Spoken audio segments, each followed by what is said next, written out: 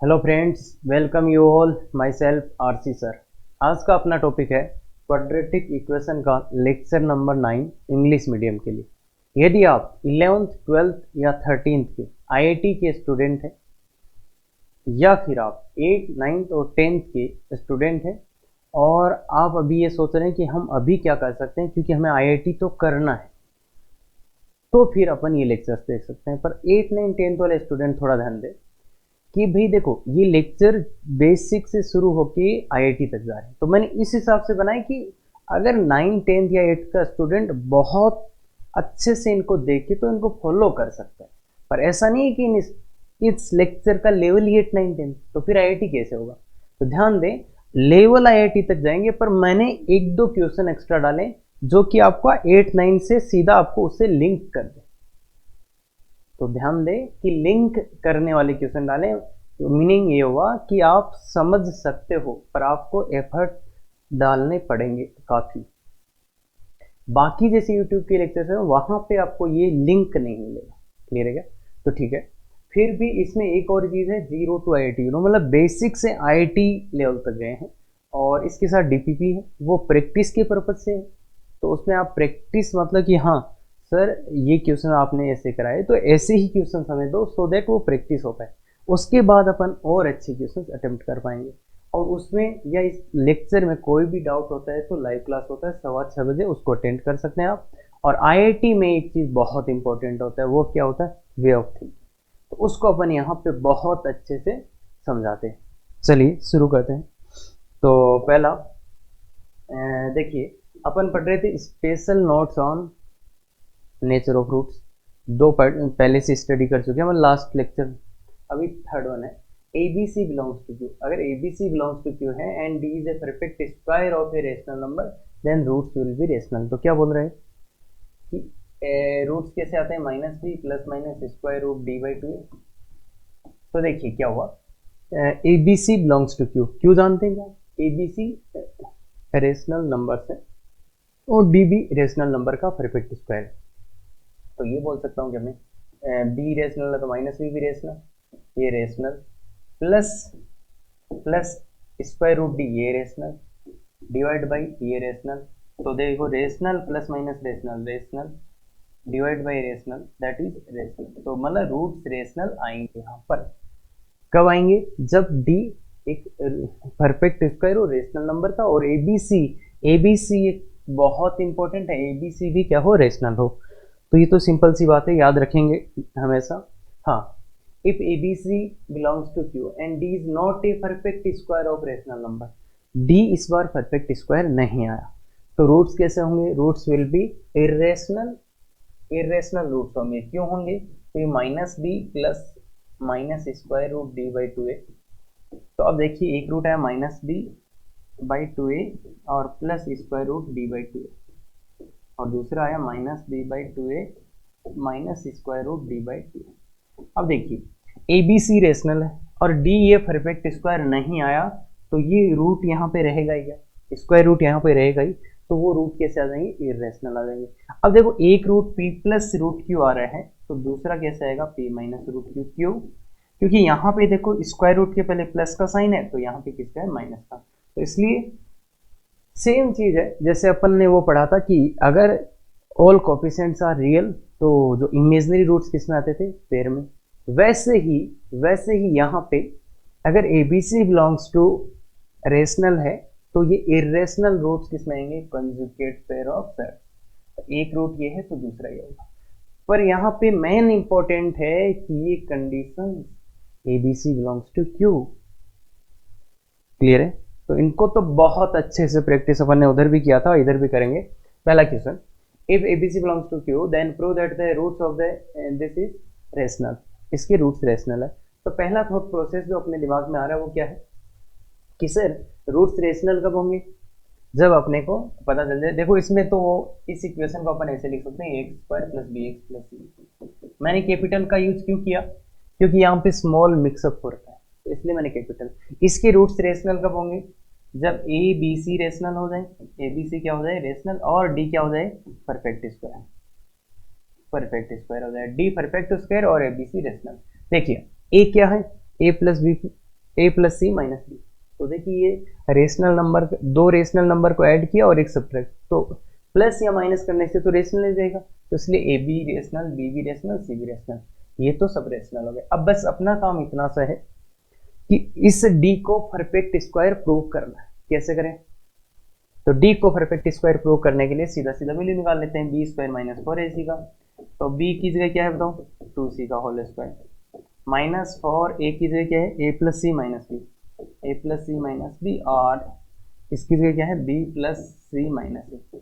बोलिए इन दोनों को मल्टीप्लाई करने का बेस्ट मेथड, इन दोनों को मल्टीप्लाई करने का बेस्ट मेथड देखिए, तो ये तो आ गया 4c स्क्वायर और ये माइनस का 4, इन दोनों को मल्टीप्लाई करके आपको करना है। तो देखिए c का साइन दोनों में सेम है, c का साइन दोनों में सेम है, तो इसको लिख लेते हैं c प्लस ए माइनस बी। आगे वाले को लिख लेते हैं क्या? c minus A minus B. देखो ये हो रहा है क्या? गौर से देखिए यही बन रहा है क्या? ये हो रहा है। तो अब आ गया a plus B, A minus B, तो क्या आ जाएगा बताओ? तो c square minus A minus B का होल स्क्वायर। ये बात क्लियर हो गया?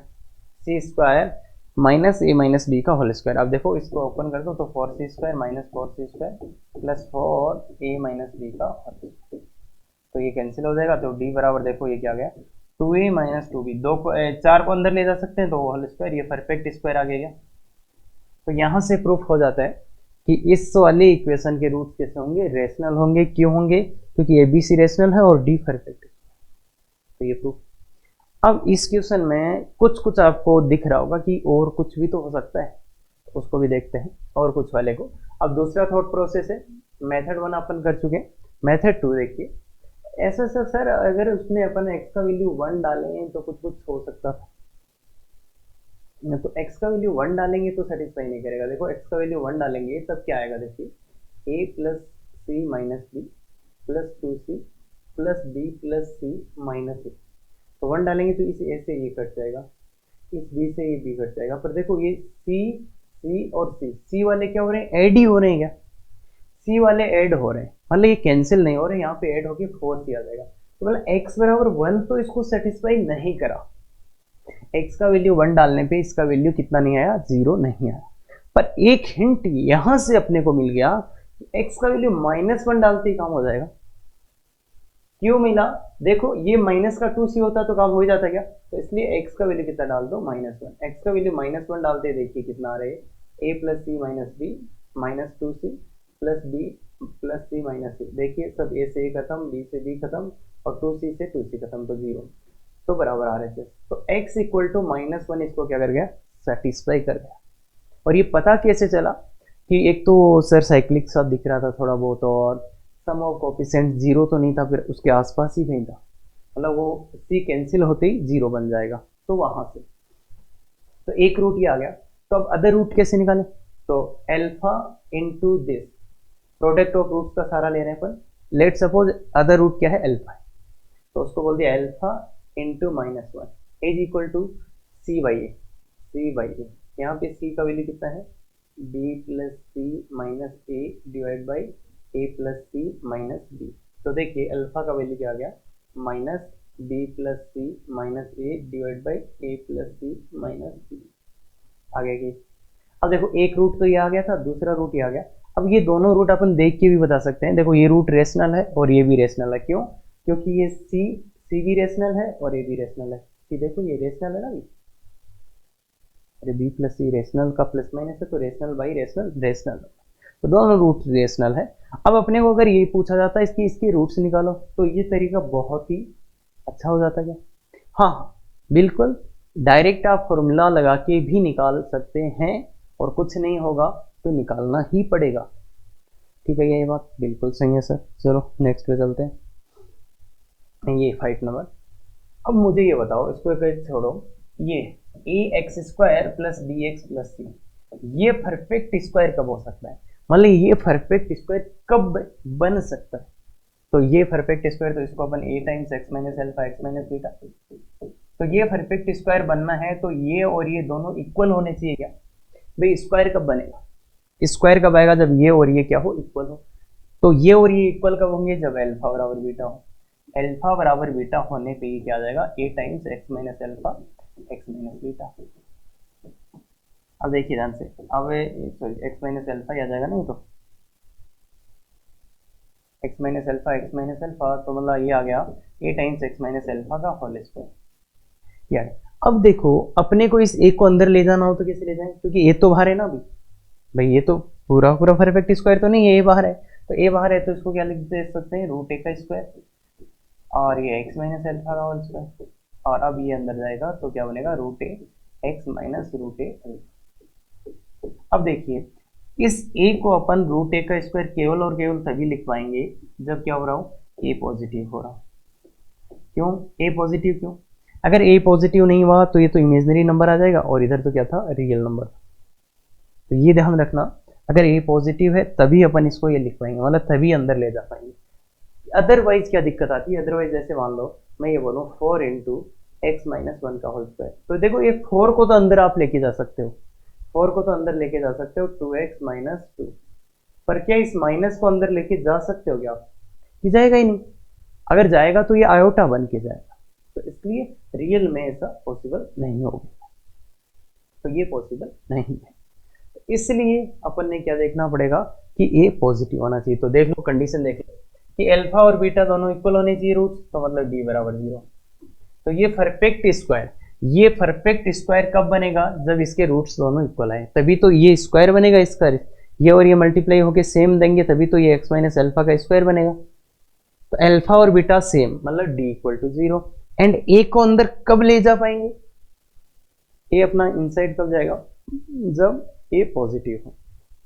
सर 0 0 तो हो ही नहीं सकता ना भाई, क्वाड्रेटिक नाम दे दिया तो 0 हो नहीं सकता, और 0 हो गया तो उसके बाद तो ये कभी लीनियर का स्क्वायर तो बनेगा ही नहीं ना, क्योंकि वो तो लीनियर ही आ जाएगा।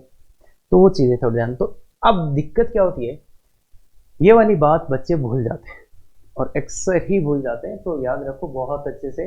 बाकी देखो ये 5 या 6 नोट हैं, और सबसे पहले उसके ऊपर लिखा हुआ था राज, मतलब याद करना है अपने, रिमेंबर ऑलवेज। हाँ, ये वाला एक क्वेश्चन कर लेते हैं। If expression is a perfect square of a linear polynomial then find. तो कंडीशन क्या होगा, ए पॉजिटिव एंड डी बराबर 0। ये होगा क्या, ए पॉजिटिव होगा और डी कैसा होगा, 0 होगा। तो ए तो ये आ गया 4 माइनस के पॉजिटिव एंड डी बराबर 0। डी बराबर 0 को सिंप्लीफाई 2k प्लस 2 का होल स्क्वायर, तो ये whole square minus 4a into C 8k plus बराबर, क्लियर है क्या। इस वाली इक्वेशन को अब अपने को सॉल्व करना है, तो सॉल्व करना है तो जल्दी से कर लेते हैं फटाक से।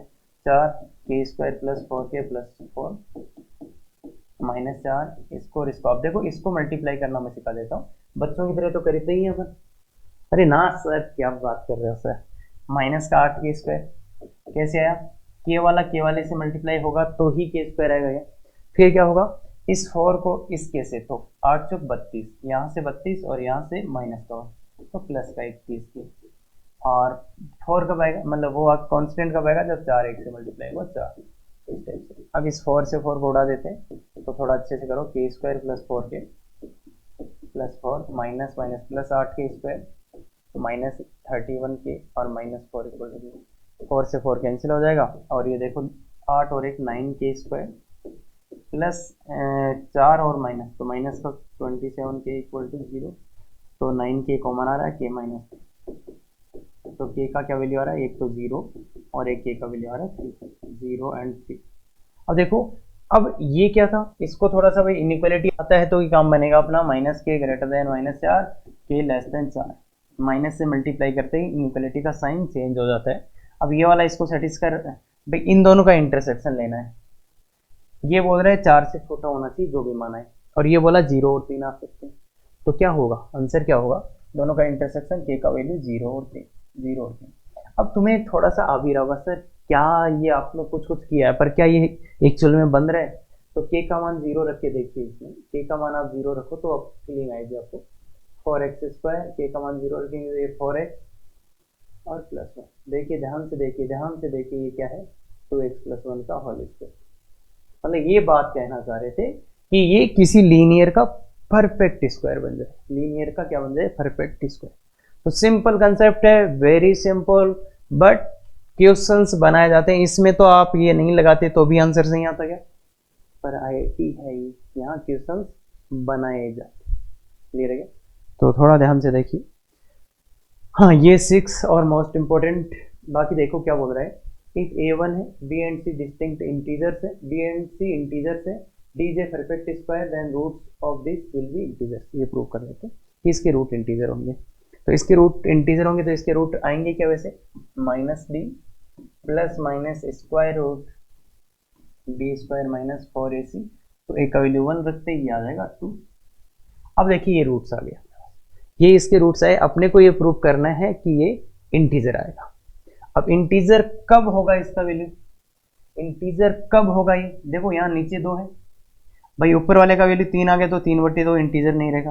मतलब ये वैल्यू इंटीजर कब आएगा, जब ऊपर वाला क्या आ जाए, जब ऊपर वाला क्या आ जाए, जब ऊपर वाला क्या आ जाए, E1 आ जाए। अब इसको कैसे प्रूव करें कि भाई, इसको अपने को ये दिखाना है अगर ऊपर वाला E1 आ गया तो उसमें 2 का डिवाइड हो जाएगा। बस अपने को ऊपर वाले को E1 प्रूव करना है। तो इसको E1 प्रूव कैसे करें, इसको E1 प्रूव कैसे करें, तो देखिए ये जो डिपेंड, इस पे तो डिपेंड ही नहीं कर रहा, तो ये तो E1 नंबर हो गया भाई। किसी भी इंटीजर को जब आप 4 से मल्टीप्लाई कर देंगे तो क्या आएगा, E1 नंबर।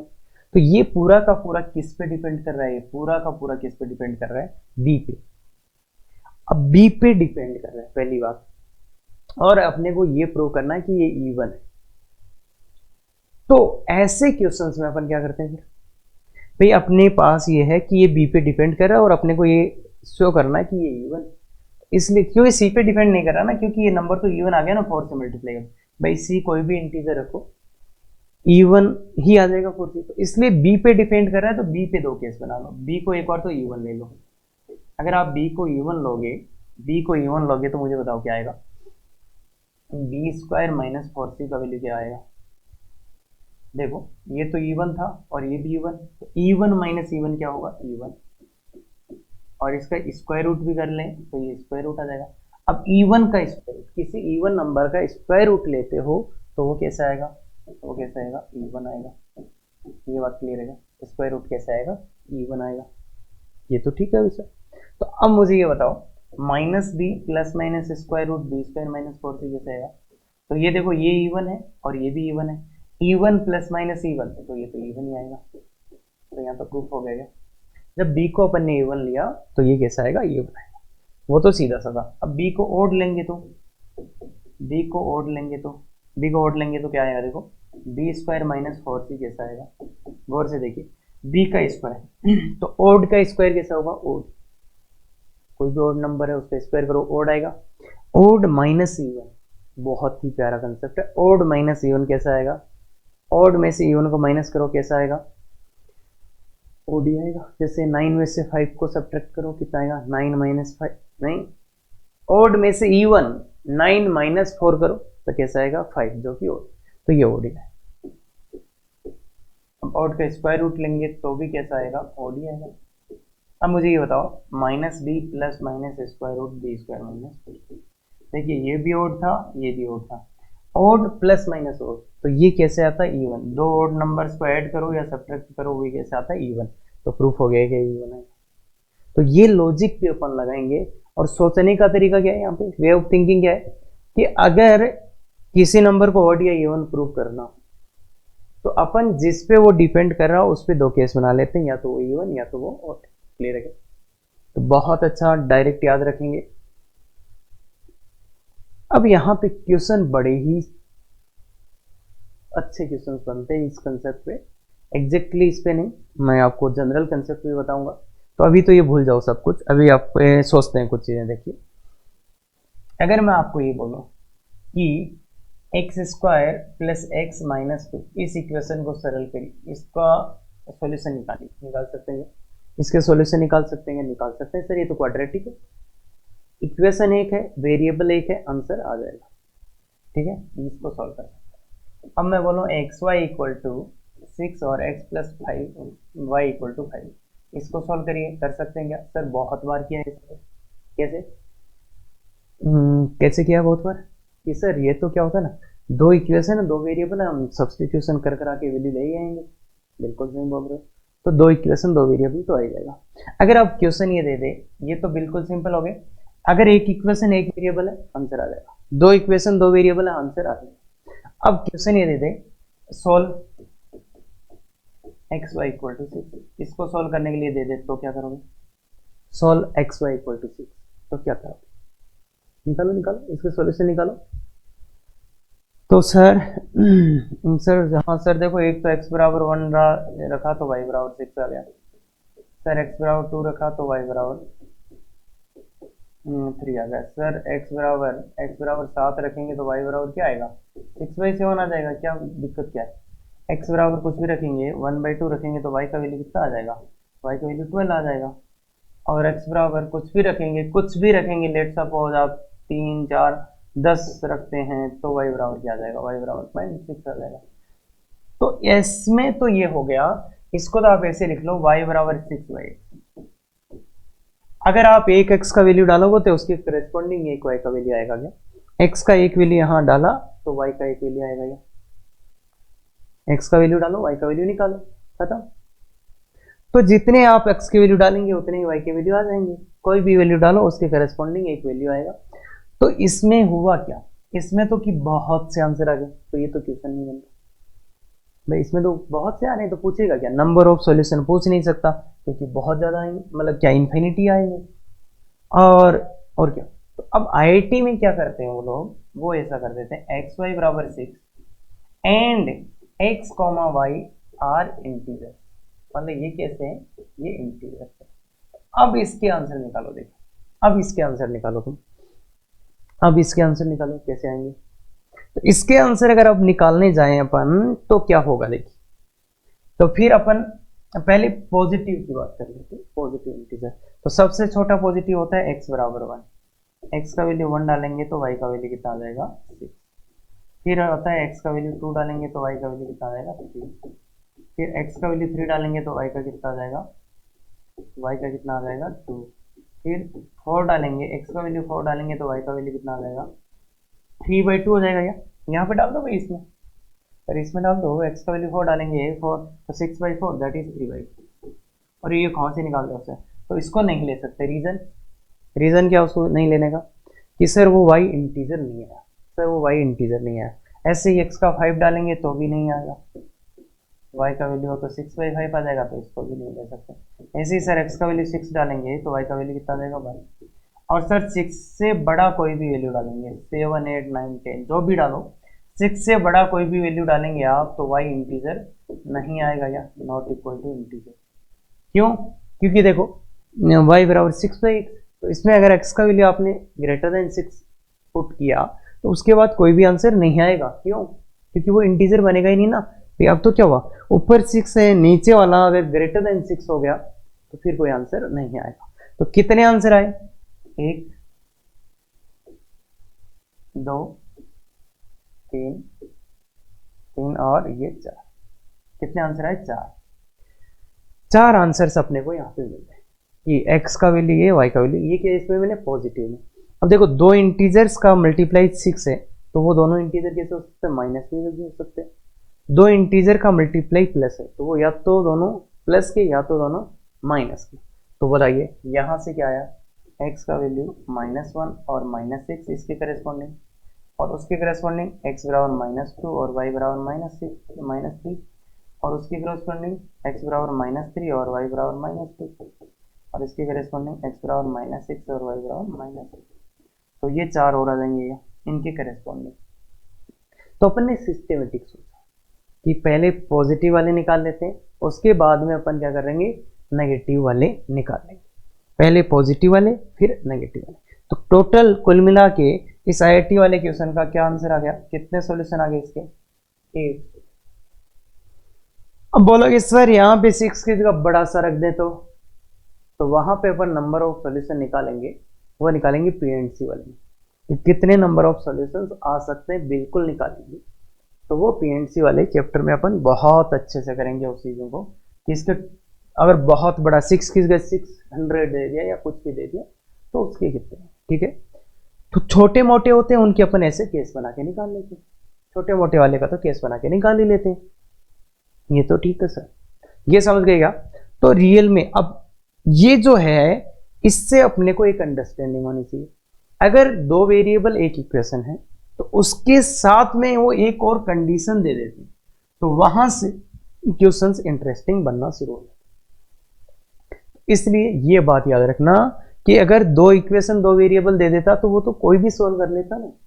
तो इंटरेस्टिंग कैसे बनाते हैं, एक तो इक्वेशन और एक कंडीशन। अब मैं एक कंसेप्ट आपको बता रहा हूं, अगर ऐसा हो इंटीजर कंडीशन हो।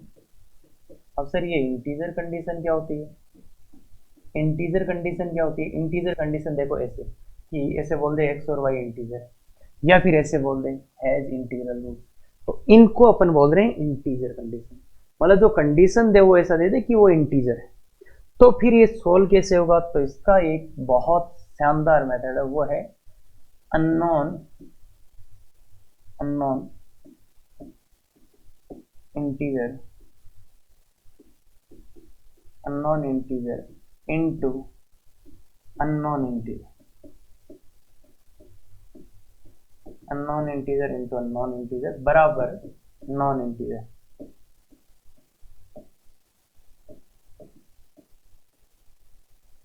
ये कंसेप्ट है। और unknown integer into unknown integer into equal to non integer. तो ऐसे क्वेश्चंस जो काफी, देखो यहां पे भी कैसे हुआ, ये नॉन इंटीजर था, ये नॉन इंटीजर है, और यहाँ पे क्या था नॉन इंटीजर, तो इसको अपन ने आराम से सोल्व कर लिया गया। तो ऐसे क्वेश्चंस में अपन यही करते हैं, और लगभग सभी क्वेश्चंस को इस कंसेप्ट से ये अपने को बनाना पड़ता है। दिया हुआ नहीं होगा क्वेश्चन में, ये डायरेक्टली आपको नहीं गिवन होगा। आपको अल्टीमेटली अगर इंटीजर कंडीशन का क्वेश्चन है और कुछ नहीं हो रहा आपसे, तो फिर एक बार आप सोचना कि कहीं सर कुछ बोल रहे थे unknown integer into unknown integer बराबर नॉन इंटीजर, तो इसमें कन्वर्ट करोगे तो यहां से आपका क्वेश्चन हो जाएगा। क्लियर है? तो इसके अब ये क्वेश्चन है, इसको अपन 3-4 मेथड से करेंगे और सोचना सीखेंगे कैसे कैसे सोच सकते हैं। पर पहले ये देख सर ये कुछ नहीं पता चला, क्या बकवास कर रहे हैं। बिल्कुल ठीक है, इस क्वेश्चन को अपन देखते हैं, फिर देखते हैं बाकी। आईआईटी एडवांस लेवल का कंसेप्ट है, तो थोड़ा सा दिक्कत करना चाहिए। अगर नहीं कर रहा है इसका मतलब आप नहीं समझ रहे, आप सुन रहे हो समझ नहीं रहे। तो इसलिए अगर इंटीजर कंडीशन का कोई क्वेश्चन आता है तो उसमें अपन ये क्रिएट करने की कोशिश करेंगे, unknown integer into unknown integer equal to non integer. तो वो देखिए कैसे, जैसे इस एग्जांपल में find all integral values of for its quadratic equation this has integral solution. तो जो पहले अपन ने किया था वो अभी मत, बस अभी इसी को देखो। इंटीग्रल क्या है, इंटीग्रल कंडीशन है, इंटीग्रल कंडीशन है, तो इसको ध्यान से देखिए, x minus A into X minus 10 plus 1 equal to 0। इसको गौर से देखिए। अब देखिए ये एक अननोन इंटीजर है, ये भी एक अननोन इंटीजर है। क्यों? क्योंकि देखो a इंटीजर है और x इसने बोला है रूट्स इंटीजर है। रूट इंटीजर होने का मतलब क्या हो गया, x इंटीजर हो गया। मतलब यहाँ a भी इंटीजर है, x भी इंटीजर है, तो ये एक इंटीजर हो गया, ये इंटीजर हो गया, कैसा, अननोन। और ये कैसा हो गया, ये भी अननोन इंटीजर है, अननोन इंटीजर। और अब इसको उधर ले चलते हैं तो ये नॉन इंटीजर बन जाएगा। तो इसलिए इस क्वेश्चन को अगर मैं ऐसे लिख दूं, x minus A into X minus 10 is equal to -1, X minus A into X minus 10 is equal to -1। तो वो आ गया ये फॉर्मेट। देखो ये भी अननोन, ये भी अननोन, दोनों integer equal to X minus 1 जो कि नॉन इंटीजर। तो बताओ दो नंबर्स है, यह दो इंटीजर है, उनका प्रोडक्ट -1 कब आ सकता है, जब दो केस है क्या, या तो ये -1 और ये 1, या फिर ये 1 और ये -1, यही दो केस है क्या। मतलब इनमें से एक तो 1 हो जाए और दूसरा क्या हो जाए -1, एक 1 दूसरा क्या हो जाए -। तो बोलिए क्या करें। तो पहले केस को सॉल्व करने की कोशिश करते हैं। x माइनस ए बराबर -1 and x minus 10 equal to +1। देखो ये ना x माइनस ए को कितना ले लेंगे -1, x माइनस 10 को कितना ले लेंगे 1। तो देखो यहाँ से x का वैल्यू कितना आ रहा है 10। अगर x का ये वाला वैल्यू आप इधर पुट करेंगे, x का ये वाला वैल्यू इधर पुट करेंगे, तो ये कितना होगा 10 और ये 11, तो एक का वैल्यू कितना आ जाएगा एक्स का वैल्यू कितना आ रहा है, इधर ले जाने पे 11, कितना आ रहा है 11, एक्स का वैल्यू कितना आ रहा है 11, एक्स का वैल्यू 11 अगर आप यहाँ पुट करेंगे तो देखो एक का वैल्यू कितना आ जाएगा यहाँ से 12, एक का वैल्यू कितना आ जाएगा 12, तो मतलब एक का वैल्यू कितना आया 12। दूसरा ये वाला केस लेते हैं कि x माइनस ए कितना हो जाए 1 और x माइनस 10 कितना हो जाए, x माइनस 10 कितना हो जाए -1। तो देखिए यहाँ से x का वैल्यू कितना आ रहा है 9 आ रहा है, ये वैल्यू जब आप यहाँ पुट करेंगे x का वैल्यू 9 यहाँ पुट करेंगे तो एक का वैल्यू यहाँ से कितना आ जाएगा 8। तो अपना आंसर क्या हो गया, अपना आंसर क्या हो गया, अरे ये तो बहुत सिंपल सी चीज बताइए अब तो इसका एक का वैल्यू क्या हो गया 8 और 12, ये अपना आंसर। देखिए ध्यान से, केस बनाने के बाद तो बहुत सिंपल था क्या कि एक तो ये तभी पॉसिबल है कि पहला वाला -1 और दूसरा वाला 1, या फिर फर्स्ट 1 और दूसरा -1, क्लियर है क्या। तो ये रहा इसका मेथड फर्स्ट, और ये मेथड आपने जाने अनजाने में कई बार देखा होगा, पर आज आप अगर इससे रिलेट करके देखोगे थोड़ा सा फीलिंग आएगा और आप खुद से सोच पाएंगे। अब मेन चीज ये एग्जाम्पल तो कर लिया कोई दिक्कत नहीं, पर अब अगर आपने इस वे से किया तो अब आगे आप खुद से सोच पाएंगे। और दूसरी क्लैरिटी ये भी है, अगर बहुत बड़ा नंबर आता है तो फिर अपन इसको किससे करेंगे, PNC से करेंगे। तो ये मेथड 1 था इसका। अब इसके मेथड 2 और मेथड 3 देखते हैं अपन, बिल्कुल। तो मैं मेथड 2 का यहाँ से शुरुआत करता हूँ। मेथड 2 क्या है, इस इक्वेशन को थोड़ा अच्छे से लिख लेते हैं, x minus A into X minus 10 plus 1 equal to 0। देखिए ध्यान से, X square minus A plus 10x और A plus 10a plus 1 equal to 0, multiply करिएगा यही आएगा। अब अपन ने जो कंसेप्ट पढ़ा था उसको याद करते हैं कि इस इक्वेशन के दोनों रूट इंटीजर कब होंगे, जब a का वैल्यू 1 हो, b और c इंटीजर हो, b और c कैसे होने चाहिए इंटीजर, और d क्या होना चाहिए परफेक्ट स्क्वायर। यही पढ़ा था क्या, यही कंसेप्ट पढ़ा था क्या मैंने। देखो इसमें a का वैल्यू 1 है, बड़े वाले ABC क्यों ले लिया मैंने, क्योंकि यहाँ पे छोटे वाले तो आए तो इसलिए बड़े वाले लिए। यहाँ पे देखिए a का वैल्यू तो 1 है, leading coefficient, b and c integer है, भाई a इंटीजर है तो ये भी इंटीजर और ये भी इंटीजर, तो उसमें कोई दिक्कत नहीं, पहला कंडीशन सेटिस्फाइड है। बस अब अपने को जो सेटिस्फाई करवाना है वो किसको करवाना है, इसको करवाना है। इसको सेटिस्फाई कराना है तो d निकाल लो इसका d कितना आ रहा है, इसका d आ रहा है a प्लस 10 का whole square minus 4 into 10a plus 1, ये आ रहेगा d। इसको ध्यान से देखिए, ये आ जाएगा a square plus 20a plus 100 minus 40a minus 4। तो थोड़ा गौर से देखेंगे तो a square minus 20a plus का 96, थोड़ा सा अपन चलो प्लस का 96, d क्या होना चाहिए परफेक्ट स्क्वायर। तो देखो डायरेक्ट अपन देखेंगे तो ये परफेक्ट स्क्वायर नहीं है, जैसे अगर डायरेक्ट अपन बनाने की कोशिश करेंगे तो ये a माइनस 10 का होल स्क्वायर है, यहाँ से देख लो थोड़ा अच्छे से, इसको अच्छे से देख लो, ये माइनस, तो और अच्छा बताऊँ, चलो ठीक है, इतना ऑब्जर्वेशन कर सकते हैं तो डायरेक्ट देख सकते थे ऊपर से, बाकी नहीं कर पाएंगे तो फिर क्या करना पड़ता है, परफेक्ट स्क्वायर बनाने के लिए जो ये है a का कोफिशिएंट का आधा, तो माइनस 10 का स्क्वायर ऐड करना पड़ेगा और सब्ट्रैक्ट करना। परफेक्ट स्क्वायर बनाना सिखाया था, देखो याद यूज आ चुका है यहाँ पे। तो ये क्या, a माइनस 10 का होल स्क्वायर माइनस 96 माइनस 100, तो या तो यहाँ से देख लो या फिर यहाँ से आप डायरेक्ट ही देख लेते, अच्छा ये माइनस का था, ये प्लस का था, माइनस का भी, तो a माइनस 10 का स्क्वायर। ठीक है, वहां से नहीं देख पाए तो भी कोई बात नहीं, ये आगे गया। अब देखो ये a के सभी वैल्यूज के लिए तो परफेक्ट स्क्वायर नहीं आएगा, परफेक्ट स्क्वायर होता तो ये माइनस आर नहीं होता, पर ऐसा हो सकता है ना कि a के कुछ पर्टिकुलर वैल्यूज के लिए ये कितना आ जाए परफेक्ट स्क्वायर आ जाए, कौन d। तो अब a के पर्टिकुलर वैल्यूज कैसे, तो इसको देखो a माइनस 10 का स्क्वायर, इसके पॉसिबल वैल्यू क्या है, सबसे मिनिमम इसका वैल्यू कितना हो सकता है, स्क्वायर है इंटीजर का तो 0। अगर आप 0 को यहाँ रखोगे तो ये तो d बराबर माइनस आर आ जाएगा, मतलब ये नहीं काम का। फिर इसका वैल्यू क्या आ सकता है, अगर 1 को यहाँ पुट किया तो d का वैल्यू तो नेगेटिव आ जाएगा।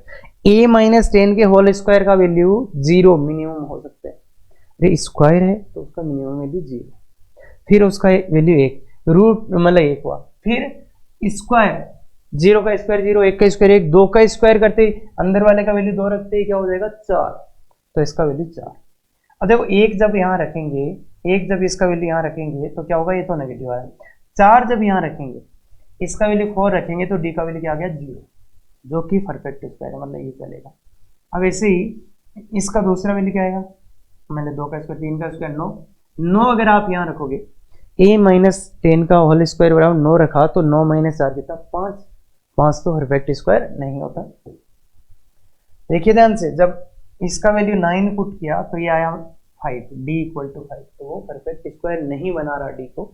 ऐसे ही 16 रखा तो भी नहीं आएगा, 16 माइनस 4 12, 25 रखा तो भी नहीं आ रहा, 25 21 तो ये भी नहीं आ रहा, और 36 में भी नहीं आ रहा, और 49 में भी नहीं आ रहा। तो क्या मैं बोल सकता हूँ आगे नहीं आएगा? बोल सकता हूँ, पर एक लॉजिक के साथ बोलेंगे। कैसे?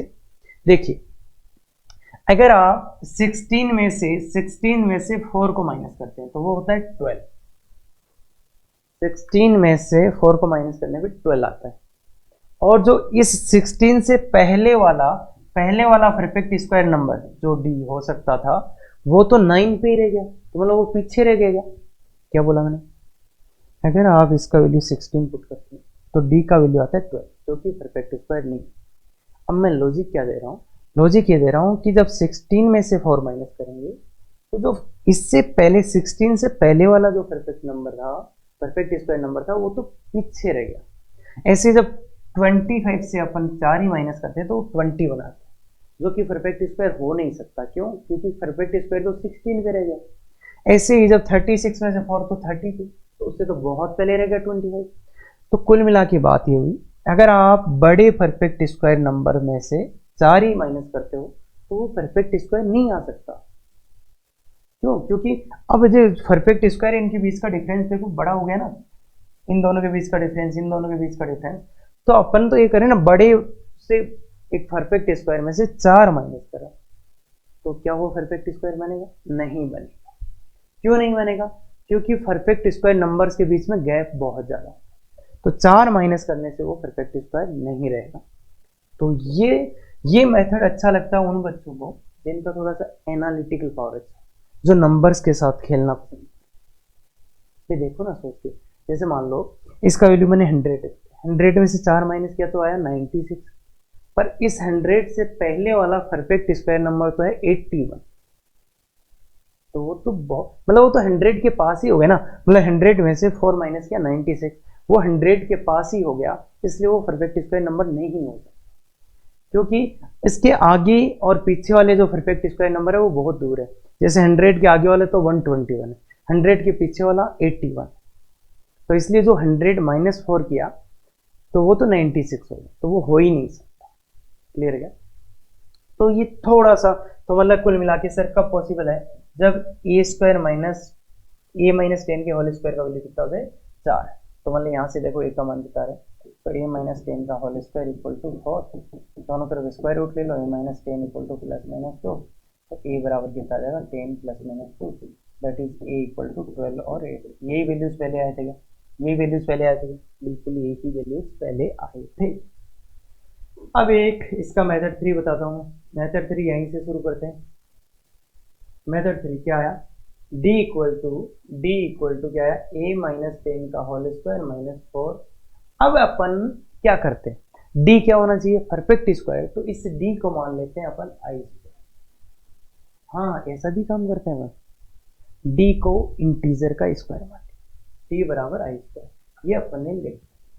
देखो भाई, कोई नंबर हो, अगर कोई ऐसा बोल रहा हो कि ये परफेक्ट स्क्वायर है इंटीजर का, तो उसको आई स्क्वायर मान लो, आई का वैल्यूज निकाल लेंगे। तो ठीक है, ऐसा करने के लिए अब अपना ये बन गया। इसको सॉल्व कैसे करते हैं? तो देखिए, ए माइनस 10 का whole square minus I square equal to 4। मैंने ऐसा क्यों किया? मैं क्या चाह रहा हूँ, इंटीजर कंडीशन है तो नॉन को एक तरफ ले जा रहा हूँ और अननोन को दूसरी तरफ।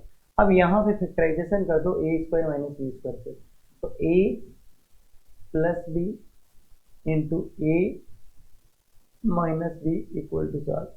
देखो आगे क्या, unknown integer into unknown integer equal to non integer. आ गया बात? वो वाला कंसेप्ट आया कि नहीं आया? तो देर सवेर ये कंसेप्ट आना ही है, कि आप कोई सही मेथड लगाओ, कंसेप्ट ये आना ही है। तो क्या है? Unknown integer into unknown integer equal to 4, unknown integer into unknown integer equal to 4। क्यों है ये नॉन इंटीजर क्यों है ये बाय द वे? इंटीजर क्यों है?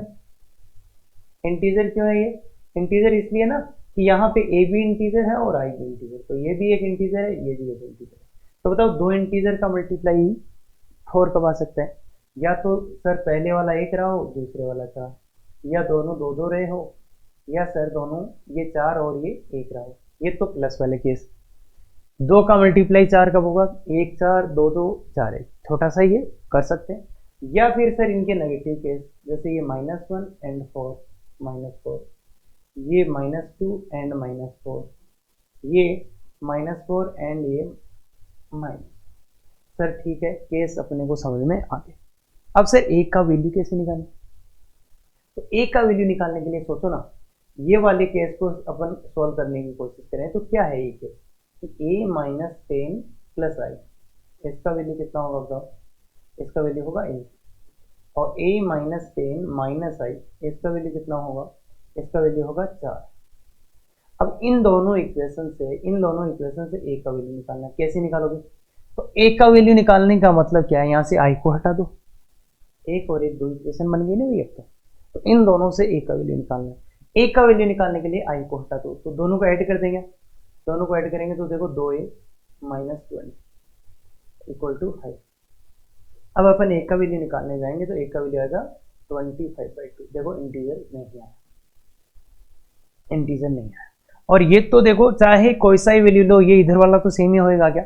इधर तो अपन इसको और इसको ऐड ही करेंगे क्या? जैसे अगर मैं यहाँ पे वैल्यू लेता, लेट सपोज यहाँ पे मैं वैल्यू लेता क्या, इसका वैल्यू 2 लेता, इसका वैल्यू 2 लेता, कौन सा केस लेता मैं?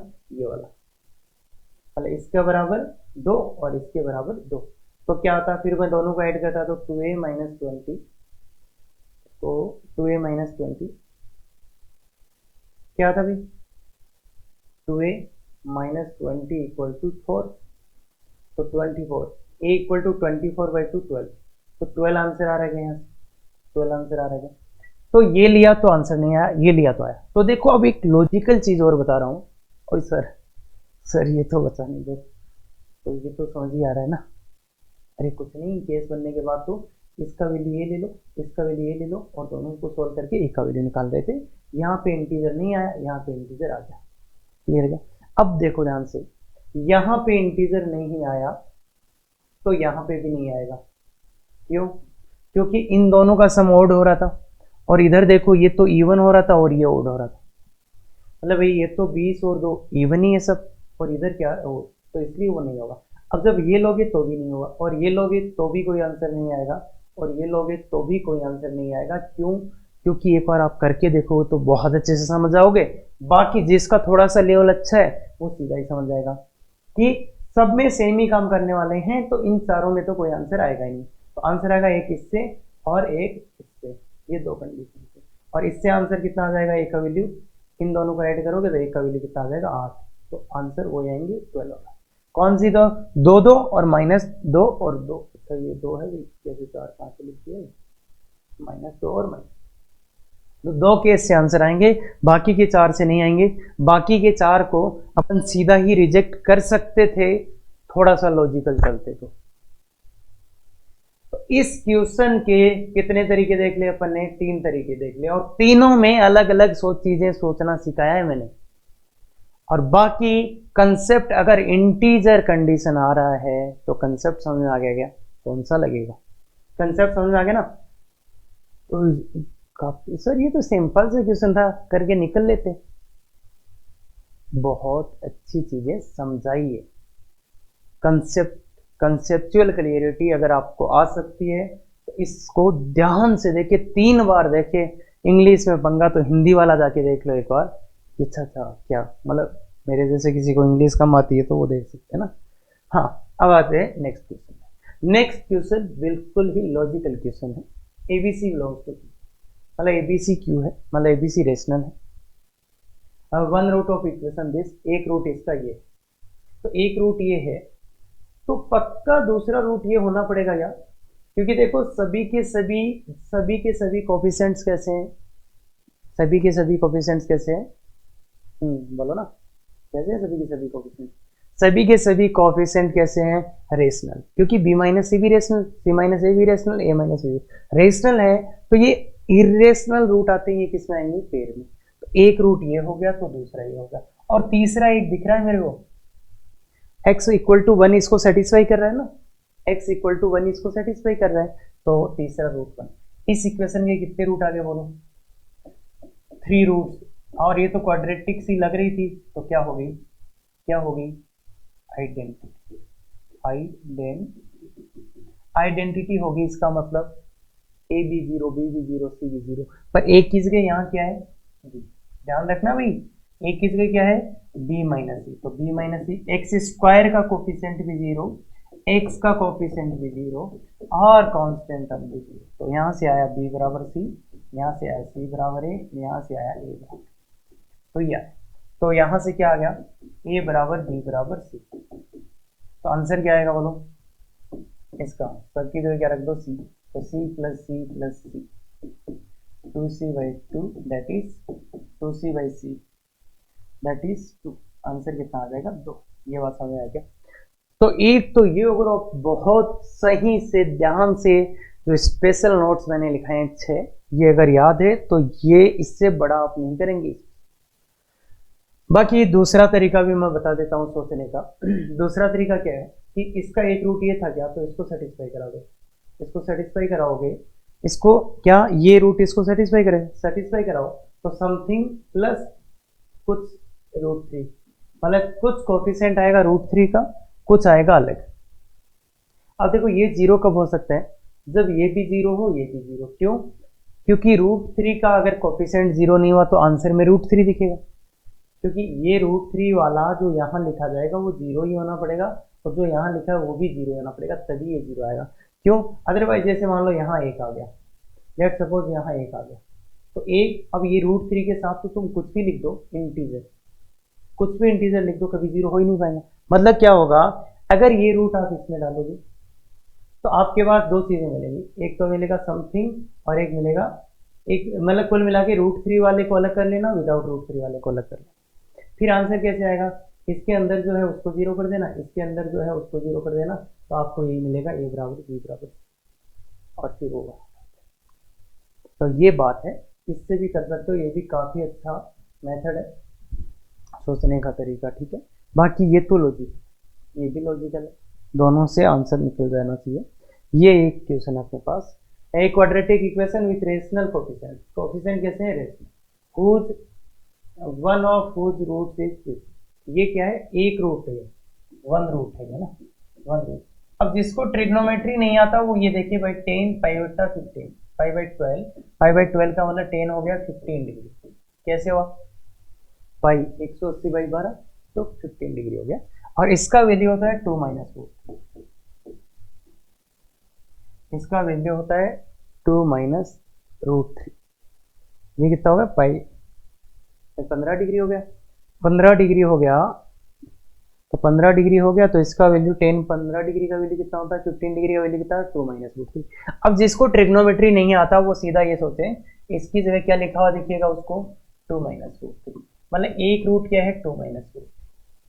जिसको ट्रिग्नोमेट्री अभी तक नहीं पढ़ा है तो वो ये सोचे कि एक ऐसी इक्वेशन निकालनी है जिसके कोफिशिएंट रेशनल है और एक रूट ही है, तो बताओ अदर रूट क्या हो जाएगा, सीधा यहां से अदर रूट क्या हो जाएगा, अदर रूट क्या हो जाएगा, 2 + √3, क्योंकि अगर देखिए अगर कोफिशिएंट्स रेशनल है तो ये रूट केस में आएंगे, जोड़े में आएंगे, पेयर में आएंगे, पेयर में आएंगे, ये पेयर में। अब इक्वेशन निकालने के लिए x² minus sx plus p = 0, याद है ना ये, तो x² minus sum of roots, इसका और इसका सम कर लो, कितना है 4, plus product of roots, product इसको मल्टीप्लाई करो, 4 - 3 1 आ जाएगा, तो ये आपका क्लियर है, आराम से कर सकते हैं। तो ये 2 लेक्चर अपन ने लिए हैं नेचर ऑफ रूट्स, और इसमें बहुत ही इंटरेस्टिंग चीजें बताई गई हैं, अगर उनको आप अच्छे से करो तो IIT लेवल तक की चीजें यहाँ पे कवर हुई है। बोलिए, तो ये अपनी DPP है, तो अपन कर सकते हैं, लिंक भी मिल जाएगा इसका डाउनलोड का, ये आंसर की है। देखो DPP या लेक्चर कोई भी डाउट रहा हो, क्लास हो रही है, लाइव क्लास डेली कितने बजे, 6:15 बजे, गूगल मीट के थ्रू, तो इस कोड से आप ज्वाइन कर सकते हो या इस वीडियो के डिस्क्रिप्शन में आपको मिल जाएगा। फिर भी कोई दिक्कत आती है व्हाट्सअप या जीमेल आप कर सकते हो। ठीक है ये बात। Thank you very much. Effective तैयारी करो।